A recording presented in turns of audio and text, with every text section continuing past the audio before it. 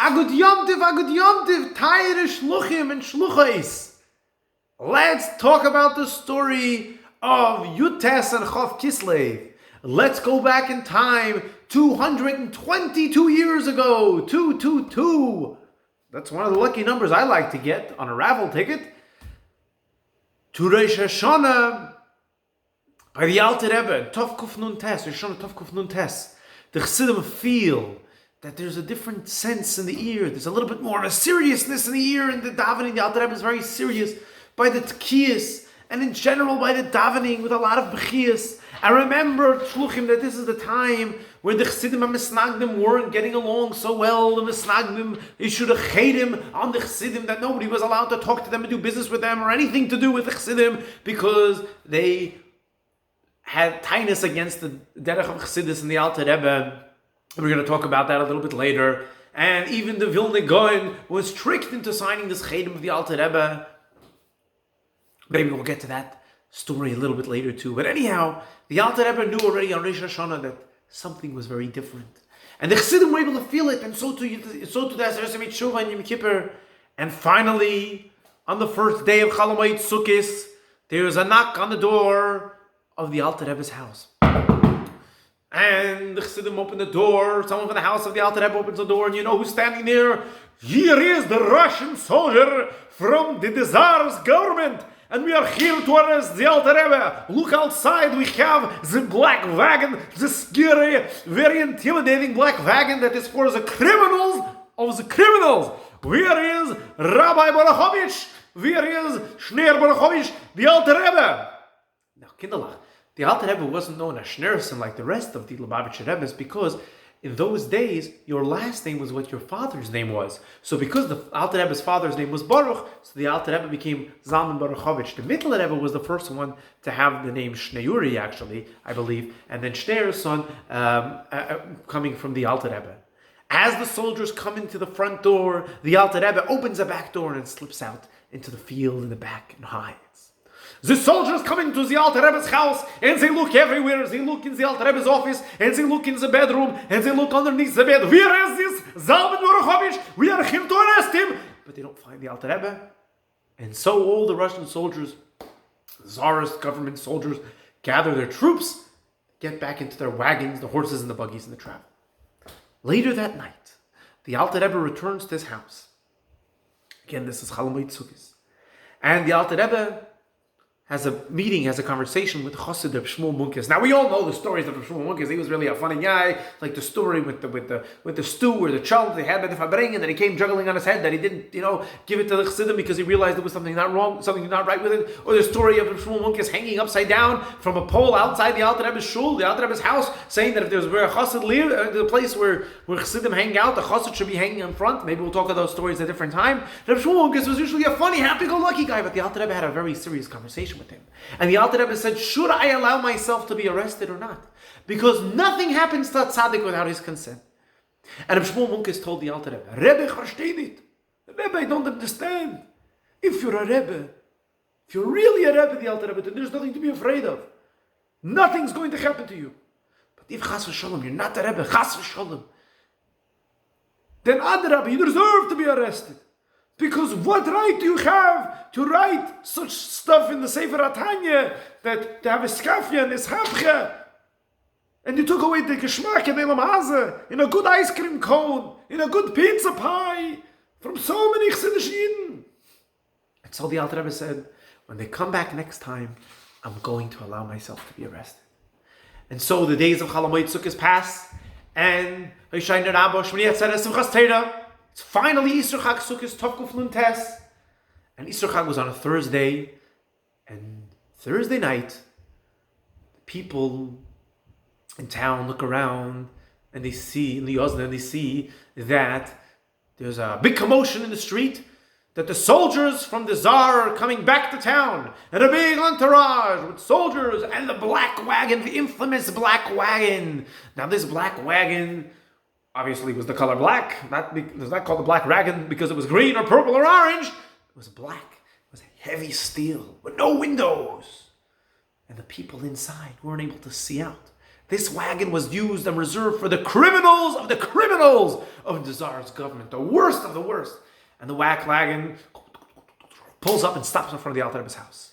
And again, the soldiers come out and they pound on the door. Zalman Baruchovich, coming out right now. Istorozhna, we gotta go right now because it's late. And we have to go to the jail. We came to arrest you last time, but you weren't here, and we came back. We're not going to let you get away this time. And the Alter Rebbe comes out, probably holding his talis and tefillin. I don't know what the Alter Rebbe took with him. And the Alter Rebbe went into the wagon and allowed himself to be arrested. In the meantime, the Alter Rebbe is on his way. The Alter Rebbe is on his way to jail. And it wasn't Stammet jail they took the Alter Rebbe to. They took the Alter Rebbe to the Peter Paul fortress. We're going to find out about that in just a minute. Thursday night, they pick up the Alter Rebbe, and a whole night they are traveling to Peterburg, St. Petersburg, where the jail was, the headquarters of the Tainus Avet. And they're traveling a whole night, and the horses are galloping along the way until Friday morning at about 10:30 in the morning, approximately 6 hours before Shabbos. Remember, this is the winter.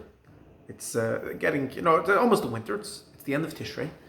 It's Erev Shabbos Bereshis. The Alter Rebbe starts knocking on the back of the wagon. The Alter Rebbe says, I have to stop. You have to stop the wagon. It's getting close to Shabbos. We can't continue traveling.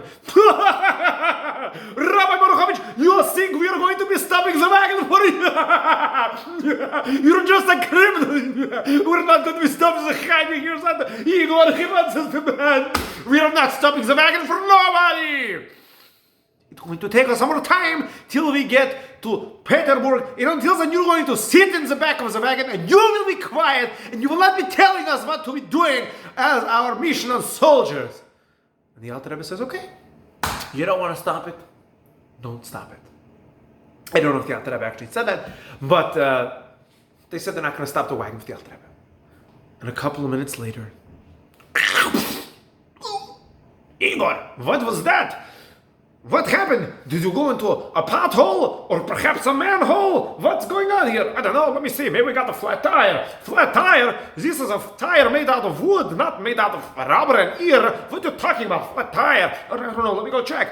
They go outside. Oh, Igor, this big problem here. The axle, the stick that's connecting the two wheels, it's broken in half. And because it's broken in half, we cannot keep going. So you got to get down there and fix the axle. Oh, you have a spare tire in the back? I don't know. Let me check if you have a spare tire in the back. And they pick it up and they try to fix the axle, and they unscrew it, and they're fixing, and they're hacking, and they're clapping, and sure enough, they fix the wheel.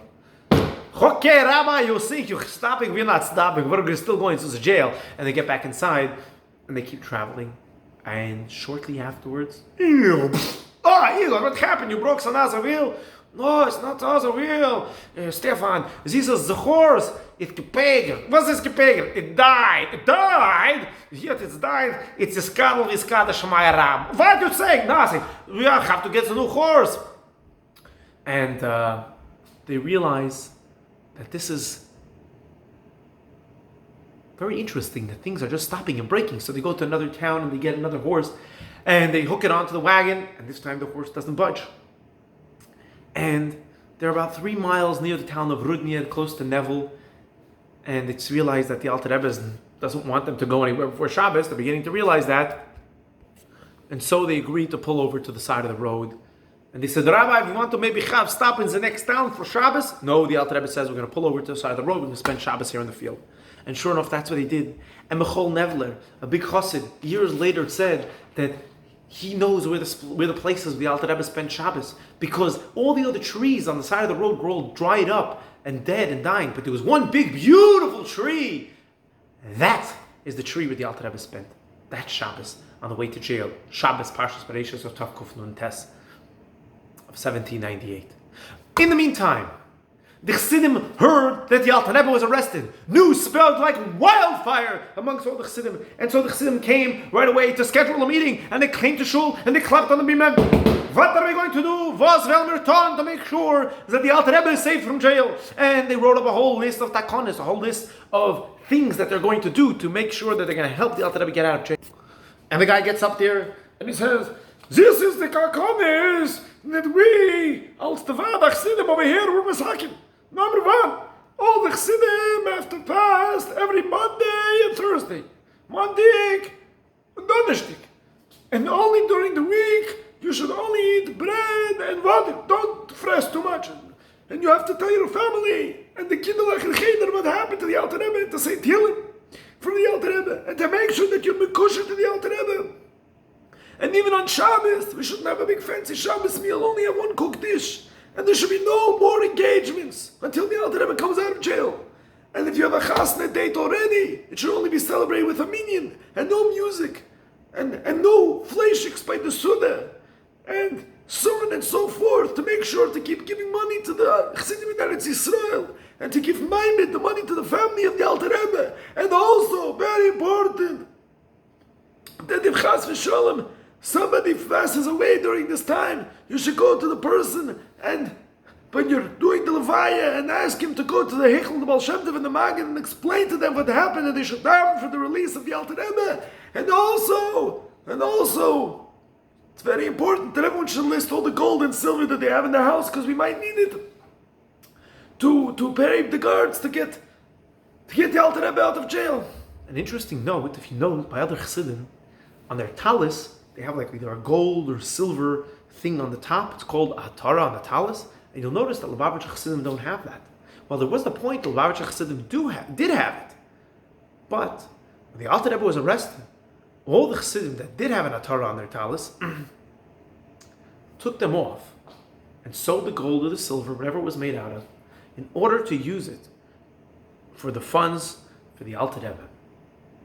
In the meantime, a chassid was right away sent to Rabbi Levi Yitzchak Baditchev to ask Rabbi Levi Yitzchak Baditchev to daven on behalf of the Alter Rebbe, to have Alter Rebbe a bracha that he should come out of jail. And when the chassid came to Rabbi Levi Yitzchak Baditchev, he realized he forgot to ask what was the Alter Rebbe's mother's name. Ich habe vergessen, ich habe vergessen, was noch dran? Ich habe vergessen, was kann do? I got to Rabbi Yitzchak Baditchev, I tell him I asked for a bracha, but I don't know. And he comes in, Rabbi Levi Yitzchak, I'm sorry, I want to ask you a bracha for the Alter Rebbe. I know that the Rebbe's name is Shtir Zalman, but I don't remember what the Rebbe's mother's name is. So Rabbi Levi Yitzchak Baditchev opened up a chumash,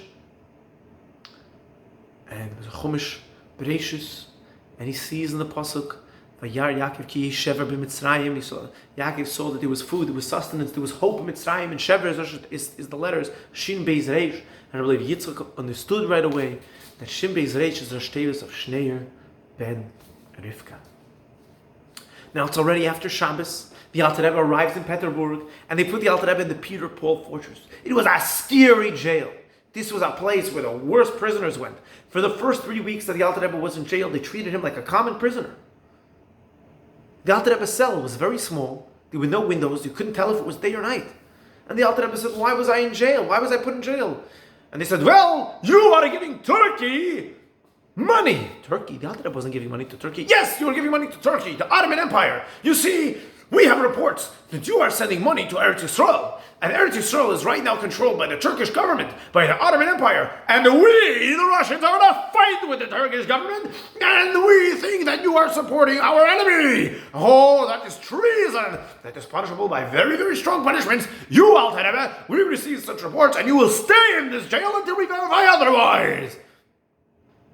That's why one of the main reasons why the Alter Rebbe was put into jail. The Masnagdim said that the Alter Rebbe was sending money to the enemy, the Russian government, Turkey. Really, the Alter Rebbe was sending money to Chassidim in Eretz Yisrael and established Kel Chabad to support the Yidden that were living and learning in Eretz Yisrael. In the meantime, there was a minister. Probably was an education minister. Let's call him Minister of Education Studensky. Comes to the Alter Rebbe one day and he says, Rabbi, I want to ask you a very important question. I have been reading in the Torah, and it says in the Torah that when Adam was eating and he ate from the Eitz Hadas, and Hashem was asking him, Ayeka, Adam, where are you? If Hashem is so powerful, he knows where everybody is all the time, what they're doing. Why does Hashem have to ask Adam Rishon, where are you? What, Hashem doesn't know where he is? So the Alter Rebbe tells Minister of Education Studensky, I don't know if that was his real name, says, look at Rashi. Rashi gives an answer. He wanted to ease into the conversation. He didn't want to scare him. Yes, I know this is a conversation. I know this answer is from Rashi. Rabbi Shlomo Yitzchaki is a great French sage. But I want to know, Rabbi, your answer, because I see you're very smart, very wise, very intelligent individual. What is your answer? So the Alter Rebbe says, Ayeko is a question that the Rebbeinu is asking each and every one of us at every moment of our lives, Ayeka, where are you? You were put on this world for so many and so many years. And the Alter Rebbe listed the exact number of years, the age of this minister. And the Alter Rebbe was asking, what did you accomplish? What are you doing with your life? Have you succeeded in your mission thus far? Wow, Rabbi, this is amazing. You know exactly how old I am. I see you're not a very simple person. I see you're a very serious education kind guy. And I see this might work out very well for you. Thank you very much, Rabbi. Thank you. Now, the Alter Rebbe was in the jail, but the questioning of the Alter Rebbe took place across the river. And you can still go to Russia today and see this river. And sometime in the beginning of Chodesh Cheshvan, I believe, possibly it was the beginning of Chodesh Kislev, the Alter Rebbe was being transported across at night from the jail to the interrogation place.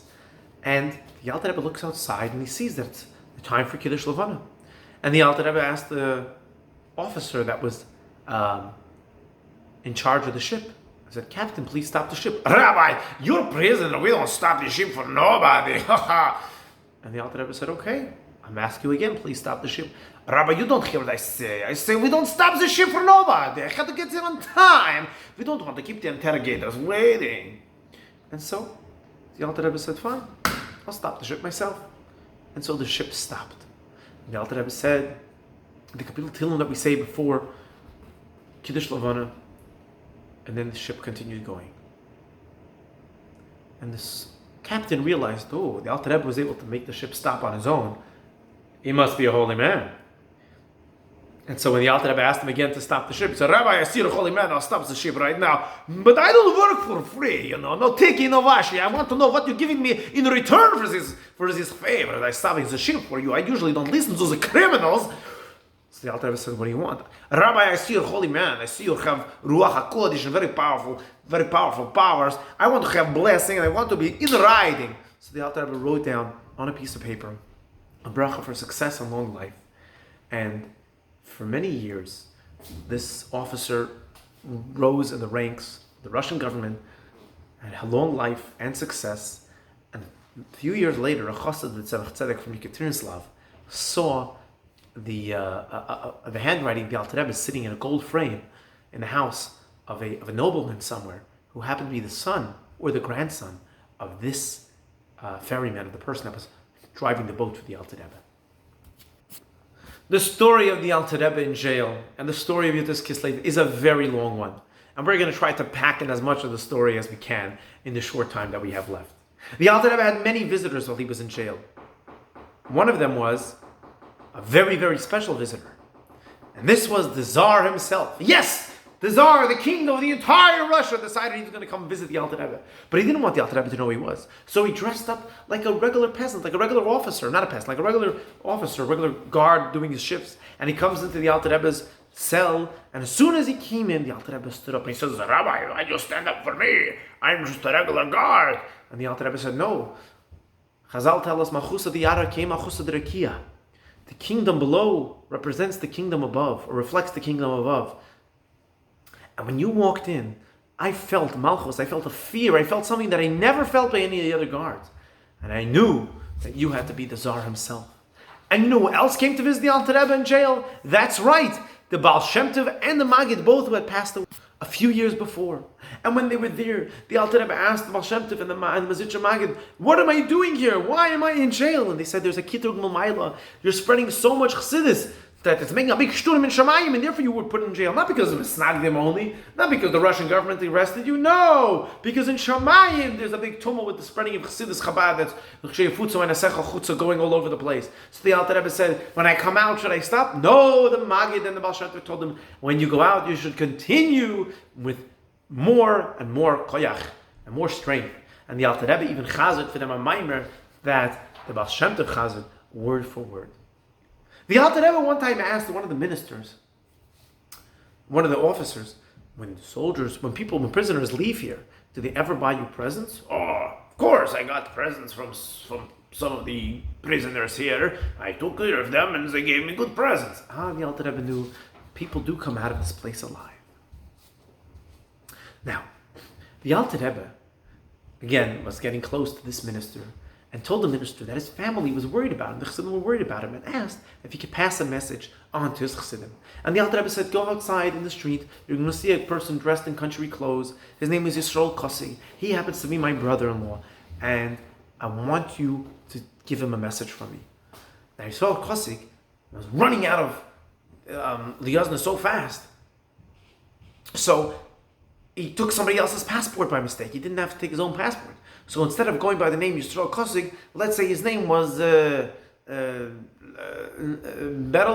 Topmacher. I don't know. So the officer is walking around the streets of Petersburg, and he sees the person that fits the description of the Alter Rebbe. The Alter Rebbe told him how the guy looks, and the soldier walks up to him and says, "Stop right there! Documenting! I need to see your papers."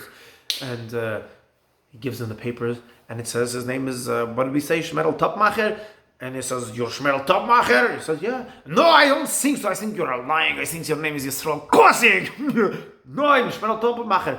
And he gives him his papers, and he comes back to Alter Rebbe, and he says, "Alter Rebbe, I met the guy that matched your description, but it's not him. He says it's a different name. It's Topmacher. I don't know what his name is." Alter Rebbe says, "No, that's him. And I want you to give him this message." And so the next day, the soldier goes back in the streets, and he finds Yisrael Kosig.